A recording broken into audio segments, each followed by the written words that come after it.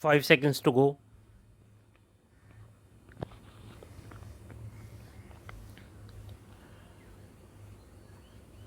Start. Hello, my dear countrymen. Namaskar. I have received many letters from all of you for Mann Ki Baat. I have also received many messages on social media and Namo app. I am very thankful to you for that. In this program, it is our endeavor to discuss each other's inspiring efforts to tell the story of change through mass movement to the entire country. In this episode, I want to discuss with you today one such mass movement of the country that holds great importance in the life of every citizen of the country. But before that, I want to ask a question to the youth of today's generation, to the youth in the age group of 24-25 years, and the question is very serious. Do ponder my question over. Did you know that when your parents were your age, once even their right to life was snatched away from them? You must be thinking, how could have this happened? This is just impossible. But my young friends, this had happened once in our country. This took place years ago in 1975. It was the month of June when emergency was imposed. In that, all the rights were taken away from the citizens of the country. One amongst those rights was the right to life and personal liberty provided to all Indians under Article 21 of the Constitution. At that time, an attempt was made to crush the democracy of India. The country's courts, every constitutional institution, the press were put under control. The condition of censorship was such that nothing could be printed without approval. I remember when famous singer Kishore Kumar refused to upload the government, he was banned. His entry on the radio was done away with. But even after many attempts, thousands of arrests and atrocities on lakhs of people, the faith of the people of India in democracy did not shake, not at all.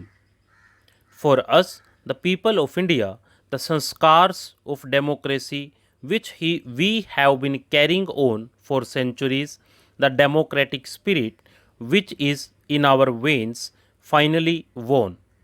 The people of India got rid of the emergency and re established democracy in a democratic way.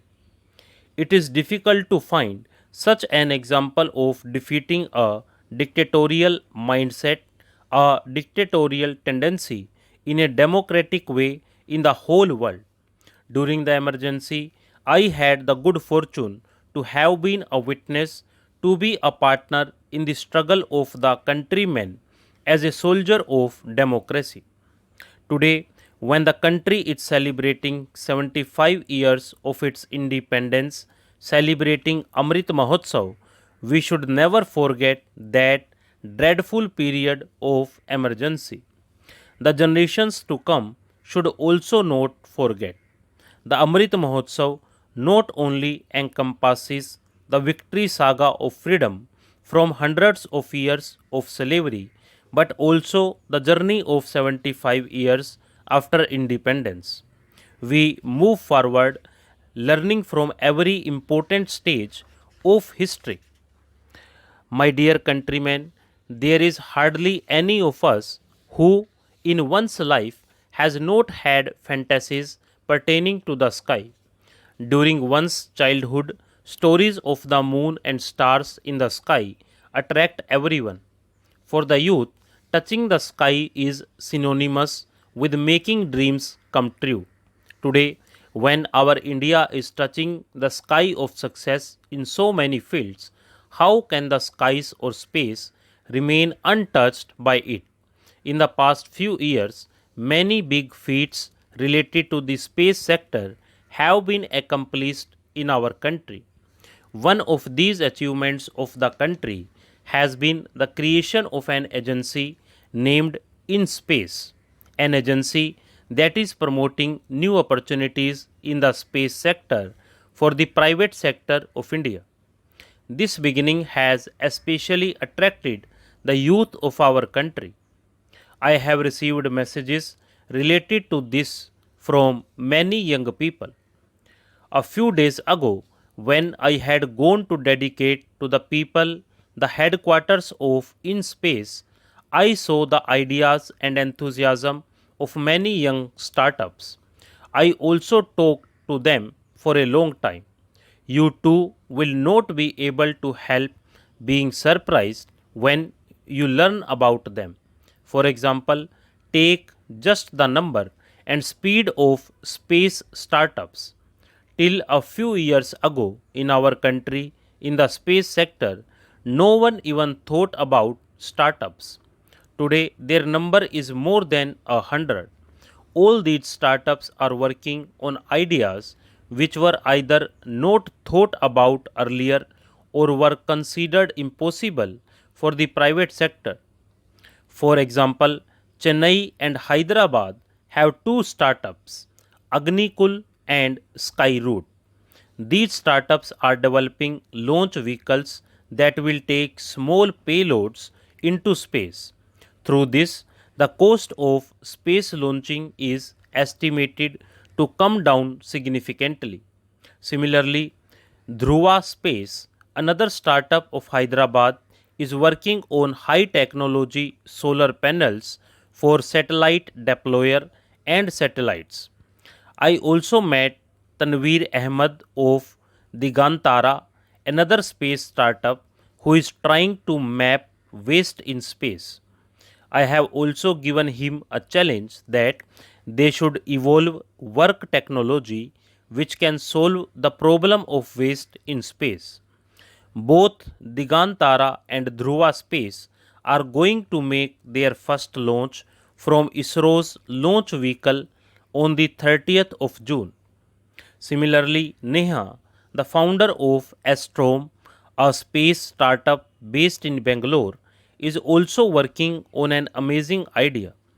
This startup is making such flat antennas which will not only be small but their cost will also be very low.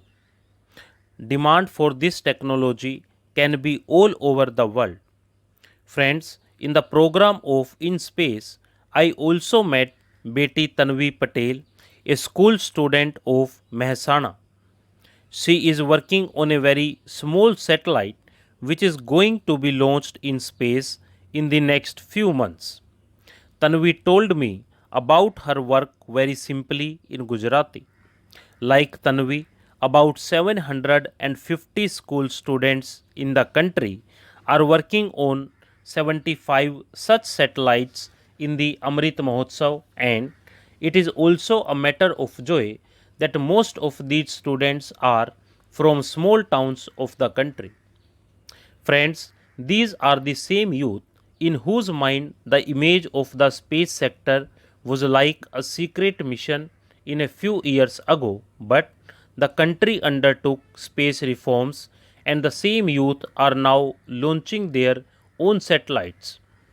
When the youth of the country is ready to touch the sky, how can our country be left behind? My dear countrymen, in Mann Ki Baat, let us now talk about a topic that will delight your mind and inspire you as well. Recently, our Olympic gold medalist Neeraj Chopra was again in the headlines. Even after the Olympics, he is setting new records of success one after the other. Neeraj won the silver at Pao Nurmi Games in Finland. Not only that, he also broke the record of his own javelin throw. Neeraj once again made the country proud by winning the gold in Curtain Games. He won this gold in conditions when the weather there was also inclement. This just is the hallmark of today's youth. From startups to the sports world, the youth of India are making new records. In the recently held Khelo India Youth Games too, our players set many records. You would love to know that a total of 12 records have been broken in these games. Not only that, 11 records have been registered in the names of female players. M. Martina Devi of Manipur has made 8 records in weightlifting. Stop.